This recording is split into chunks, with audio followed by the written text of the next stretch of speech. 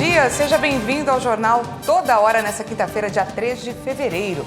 Nessa edição vamos falar sobre a abertura dos trabalhos do Congresso em 2022. O presidente Jair Bolsonaro diz que reforma tributária será a prioridade do Legislativo.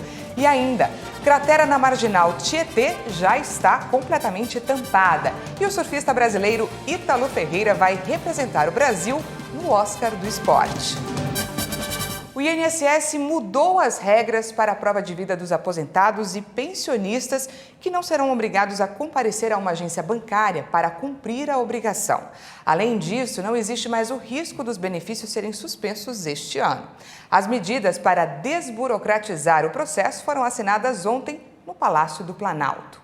A partir de agora, o governo vai cruzar informações para confirmar se o titular do benefício realizou alguma ação junto às autarquias ou administração federal nos 10 meses após o aniversário. Caso a movimentação seja localizada, a prova de vida será dispensada. E apenas quando não for possível localizar qualquer movimentação, o beneficiário deverá fazer a prova de vida, preferencialmente por meio eletrônico. O Instituto Nacional de Seguridade Social, INSS, não deverá mais cobrar para a realização da prova que os beneficiários se desloquem até uma unidade para realizar o procedimento.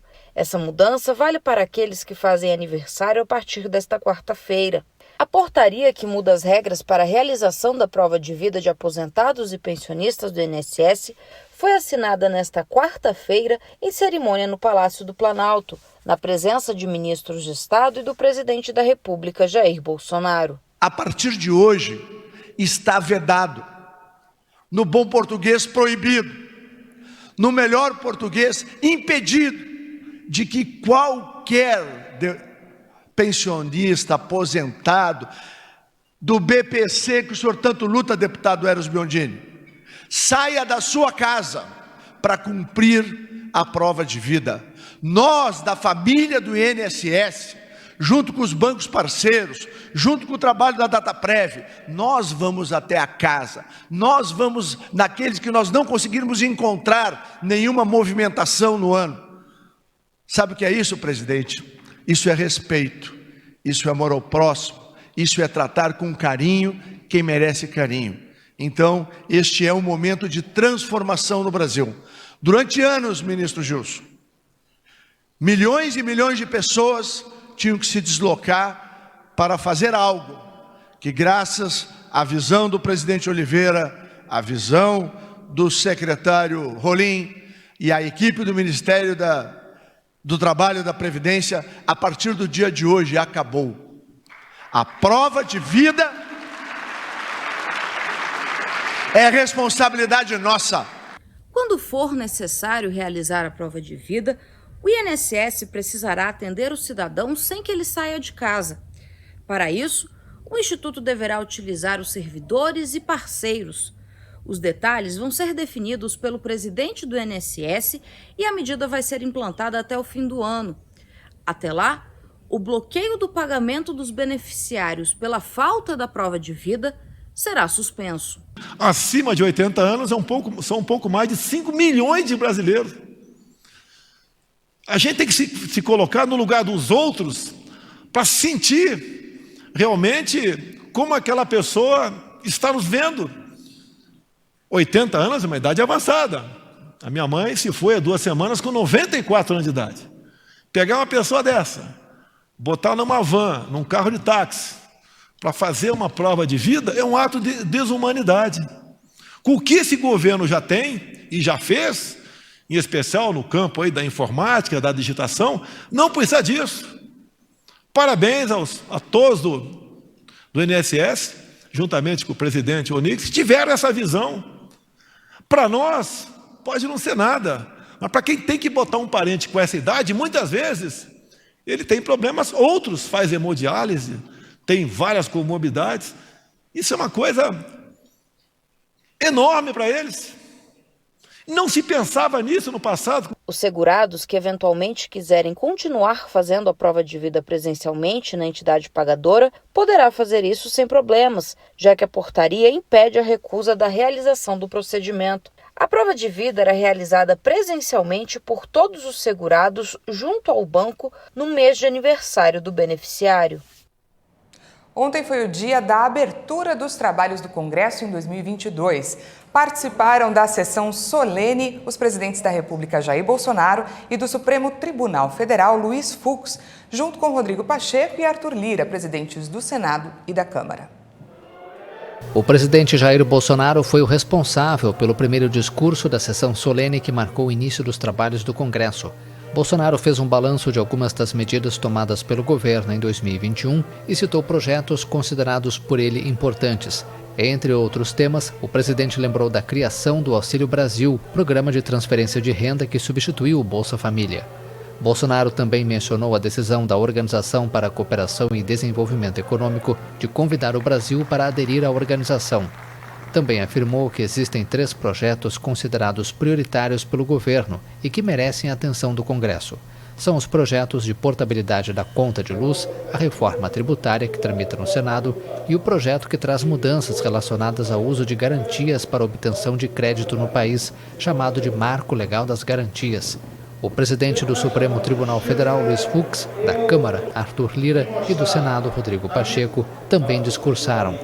Pacheco reafirmou a necessidade de eleições com respeito às regras. Lira ressaltou que desemprego e inflação são os desafios a serem enfrentados nos próximos anos. E o presidente Jair Bolsonaro viaja nesta quinta-feira para Rondônia, para o encontro com o presidente do Peru. Segundo o Itamaraty, a reunião com Pedro Castillo vai tratar de assuntos como comércio, acesso a mercados, integração, fronteira, segurança e, é claro, a pandemia da Covid-19. Por unanimidade, como já era esperado pelo mercado financeiro, o Copom do Banco Central decidiu elevar a taxa Selic. Este é o 8º aumento consecutivo na taxa, mas é a primeira vez em quase 5 anos que a Selic passa dos 2 dígitos. Para tentar frear a inflação, o Comitê de Política Monetária do Banco Central do Brasil elevou mais uma vez a taxa básica de juros, a Selic. O aumento foi de 1,5 ponto percentual. Agora a Selic está em 10,75% ao ano. Esse aumento já era esperado pelos analistas do mercado. A taxa atingiu os 2 dígitos pela primeira vez desde julho de 2017, quando também estava em 10,25% ao ano. Esse foi o 8º reajuste consecutivo na taxa Selic. A elevação da Selic ajuda a controlar a inflação. Isso porque juros maiores encarecem o crédito e desestimulam a produção e o consumo, mas taxas mais altas dificultam a recuperação da economia. A concretagem da cratera que se abriu na Marginal Tietê após um acidente na obra da linha 6 Laranja do metrô já foi finalizada. O trabalho, que começou na madrugada de ontem, usou cerca de 120 caminhões para transportar material. Mais de 220 colaboradores da Secretaria de Transportes Metropolitanos e da Sabesp atuaram na realização desses trabalhos. Segundo a Secretaria de Transportes, a abertura foi preenchida com quase 4.000 metros cúbicos de concreto, o equivalente a 650 caminhões betoneira. Também foram despejados 12.000 metros cúbicos de pedras no poço, que corresponde a 1.200 caminhões basculantes. A quantidade de concreto usada poderia erguer 6 prédios de 16 andares. Ainda está em estudo a necessidade de colocação de estacas para a contenção da pista local da Marginal Tietê e a avaliação de possibilidade de liberação da pista. E olha só, a quinta-feira será marcada por pancadas de chuva, muitas nuvens e alguns períodos com sol em quase todo o Brasil. Vamos conferir a previsão do tempo para essa quinta-feira em algumas cidades. Em Anápolis, Goiás, a máxima é de 29 graus. Em São Paulo, o sol deve aparecer em alguns momentos do dia e os termômetros podem chegar também a 29 graus. Em Natal, no Rio Grande do Norte, a temperatura pode alcançar os 32 graus. Em Ananindeua, no Pará, pode chover a qualquer hora do dia, mas por conta do ar quente que predomina na região, a temperatura pode chegar a 32 graus. E em Gravataí, no Rio Grande do Sul, a quinta-feira deve ficar quente e os termômetros poderão marcar até 36 graus. E a seguir a gente atualiza os números da pandemia no Brasil e ainda o surfista brasileiro Ítalo Ferreira vai representar o Brasil no Oscar do Esporte. Nós voltamos já.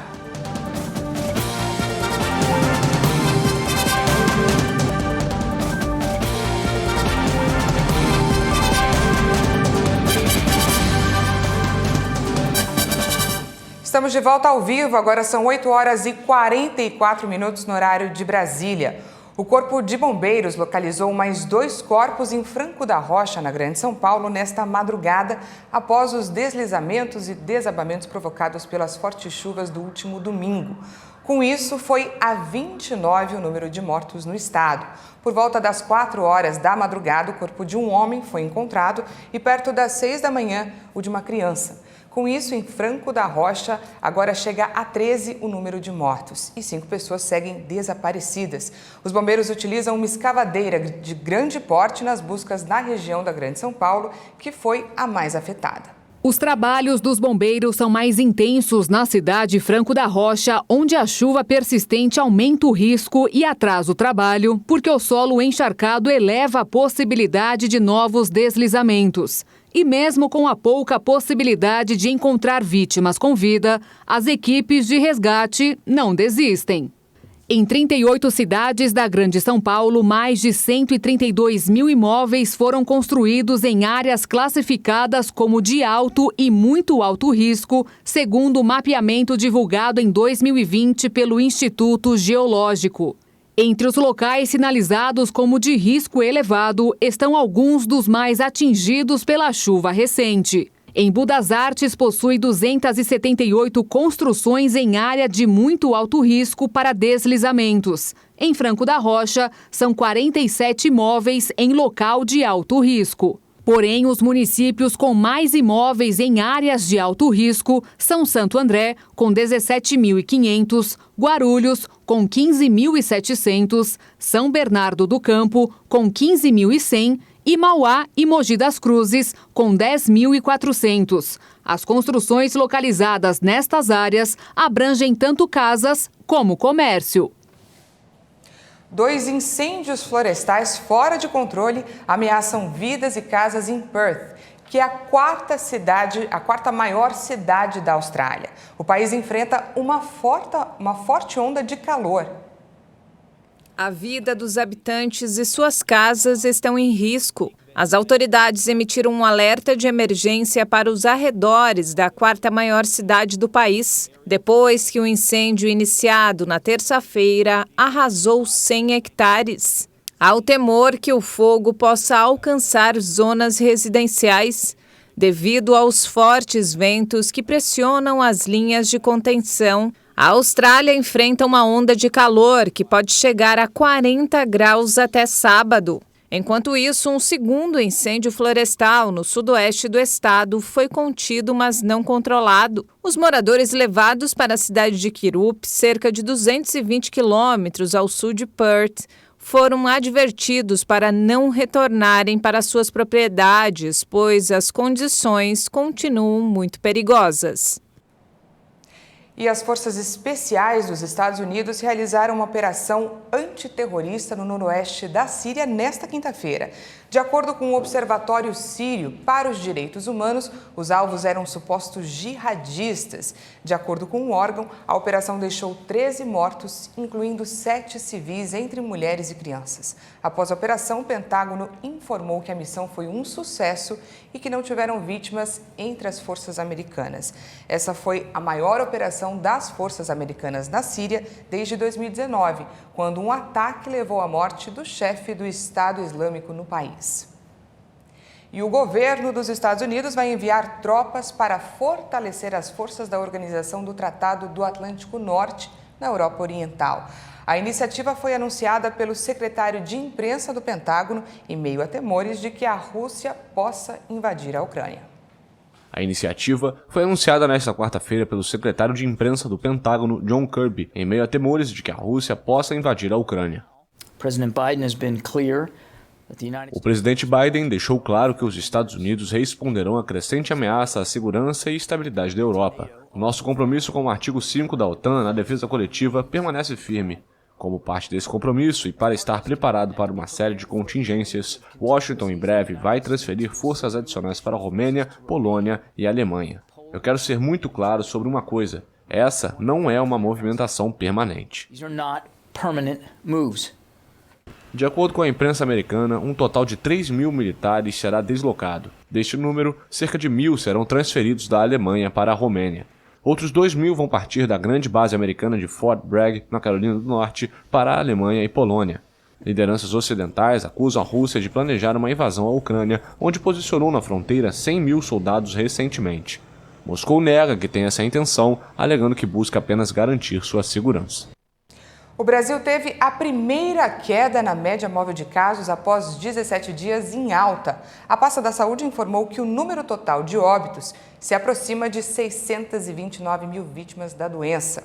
Então vamos lá. O Brasil registrou 893 novas mortes por Covid no Brasil. Com isso, são 628.960 brasileiros que perderam a vida para a doença no país. Também foram registrados 173.903 novos casos de Covid em um dia. Ao todo, são mais de 25.793.000 diagnósticos confirmados. A média móvel de mortes está em 650 vítimas diárias. A curva apresenta tendência de alta com aumento de 206%. E a média móvel de casos apontou 172.903 registros diários. Essa é a primeira queda desde o dia 16 de janeiro, após um aumento de 786%. Mas os dados ainda mostram tendência de alta, com um avanço de 125% com relação a 2 semanas. Lembrando que as altas vêm sendo registradas desde o dia 30 de dezembro de 2021. E no cenário da evolução da doença por regiões, hoje 24 unidades da federação indicaram aumento. Apenas 2 estados, o Acre e o Tocantins, apresentaram estabilidade e nenhum estado registrou queda no número de mortes pela doença. E o estado do Ceará não divulgou os dados.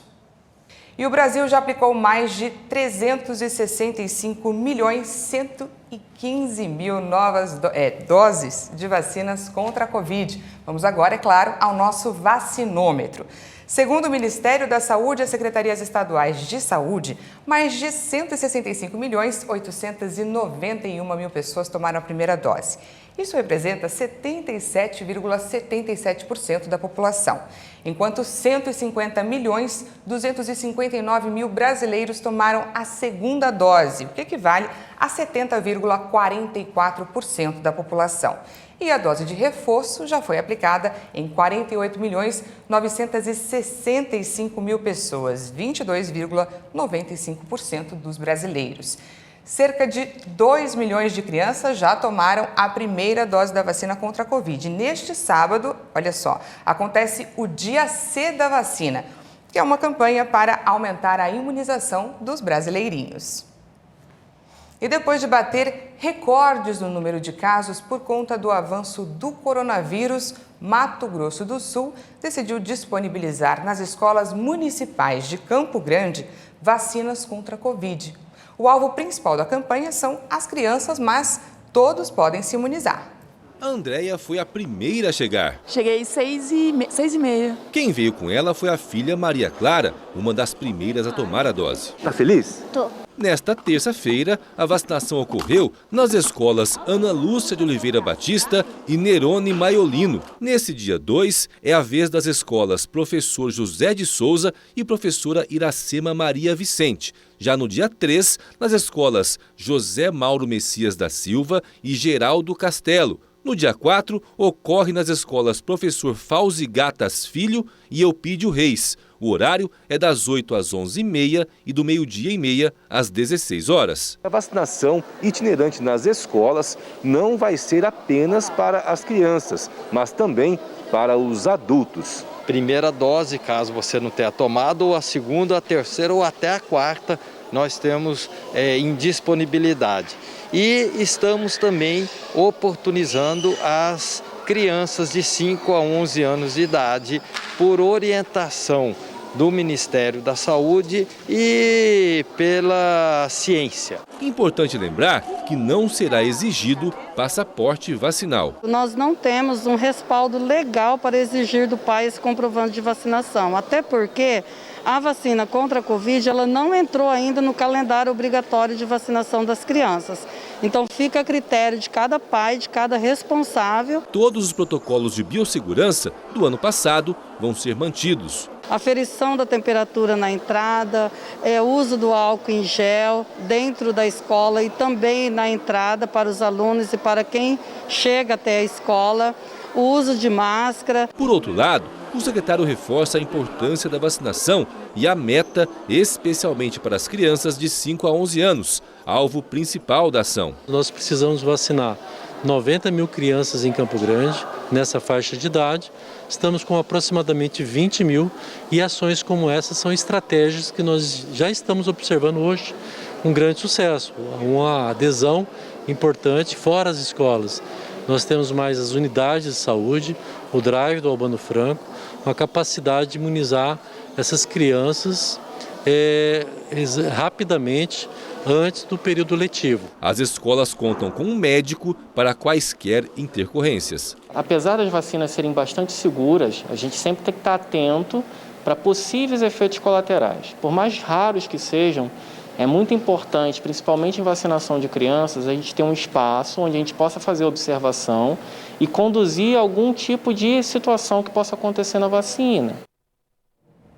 E o Brasil será representado na edição deste ano do Oscar do Esporte por Ítalo Ferreira. O campeão olímpico foi indicado na categoria Melhor Atleta dos Esportes de Ação para concorrer com 5 surfistas que se destacaram na Olimpíada de Tóquio. Foi a segunda indicação de Ítalo para receber o prêmio. 2 anos atrás, ele também concorreu, mas a vencedora foi a americana Chloe Kim, do snowboard. Naquela temporada, Raíssa Leal, a fadinha do skate, também concorreu. Desta vez, ela ficou de fora da lista, apesar de uma grande temporada com direito à medalha de prata na Olimpíada. No caso dos esportes de ação, os atletas que se enfrentam são especialistas em manobras nas águas das piscinas ou do mar. Desta vez, o brasileiro Ítalo Ferreira, que foi o primeiro campeão olímpico da história do surf, terá como principal rival na disputa a americana Carissa Moore, que também faturou o ouro no surf nos Jogos Olímpicos. Depois do topo do pódio na Olimpíada, ela conquistou seu 5º título no circuito mundial. Além do surf, vão concorrer craques do futebol, tênis, atletismo e natação. O futebol foi a modalidade mais indicada, principalmente no prêmio de melhor equipe do ano. Concorrem a seleção masculina da Argentina, campeã da Copa América, a seleção masculina da Itália, vencedora da Eurocopa, e o time feminino do Barcelona. Também estão na disputa o Milwaukee Bucks, atual campeão de basquete americano, a equipe olímpica de saltos ornamentais da China e a Mercedes, que é a atual campeã de construtores da Fórmula 1. E antes de encerrar, a gente vai falar sobre Corinthians e Santos pelo Campeonato Paulista. O Santos venceu o Corinthians fora de casa de virada por 2-1. Marcos Leonardo marcou os 2 gols do Peixe e Jô fez o do Corinthians. A derrota culminou na demissão do técnico Silvinho, que estava no timão desde maio do ano passado. O técnico deixa o time após 43 jogos, sendo 16 vitórias, 14 empates e 13 derrotas. E essa edição fica por aqui. Mais uma vez eu agradeço a sua companhia. Às 10 da manhã tem mais informações com a Patrícia Velenic e à 1 da tarde a gente te espera na edição da tarde. Até mais.